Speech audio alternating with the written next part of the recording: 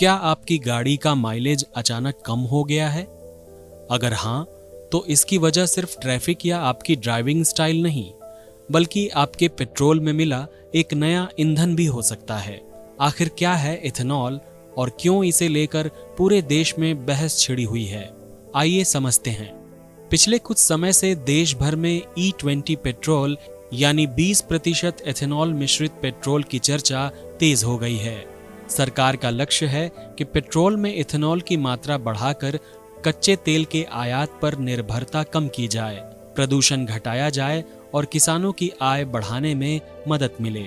Ethanol एक जैव ईंधन है जिसे मुख्य रूप से गन्ने, मक्का और अन्य कृषि उत्पादों से तैयार किया जाता है। इसे पेट्रोल में मिलाकर ईंधन के रूप में इस्तेमाल किया जा रहा है। लेकिन जैसे जैसे इसका उपयोग बढ़ रहा है, वैसे वैसे कई सवाल भी सामने आ रहे हैं।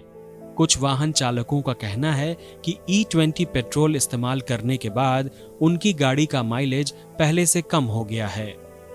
विशेषज्ञ बताते हैं कि इथेनॉल की ऊर्जा क्षमता पेट्रोल से थोड़ी कम होती है, इसलिए कुछ वाहनों में माइलेज में हल्की कमी आ सकती है। एक और चिंता ये है कि क्या ये ईंधन पुराने वाहनों के लिए सुरक्षित है? वाहन निर्माता कंपनियों का कहना है कि E20 के अनुकूल बनाए गए वाहनों में सामान्य रूप से इसका उपयोग सुरक्षित है। हालांकि पुराने मॉडलों के मालिकों को अपनी गाड़ी के निर्माता द्वारा दी गई सलाह का पालन करना चाहिए। दूसरी ओर सरकार का कहना है कि इथेनॉल मिश्रित ईंधन से कार्बन उत्सर्जन कम होगा, विदेशी मुद्रा की बचत होगी और देश ऊर्जा के क्षेत्र में अधिक आत्मनिर्भर बन सकेगा। यानी एक तरफ पर्यावरण, किसानों और देश की अर्थव्यवस्था को संभावित लाभ हैं, तो दूसरी तरफ उपभोक्ताओं के मन में माइलेज और पुराने वाहनों को लेकर कुछ सवाल भी बने हुए हैं।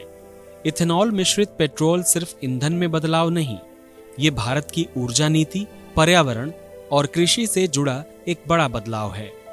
आने वाले समय में इसकी सफलता इस बात पर निर्भर करेगी कि तकनीक, जागरूकता और उपभोक्ताओं की जरूरतों के बीच सही संतुलन कैसे बनाया जाता है। आपकी क्या राय है? क्या E20 पेट्रोल भारत के लिए सही दिशा में उठाया गया कदम है या इससे पहले और तैयारी की जरूरत है? कमेंट में अपनी राय जरूर बताइए।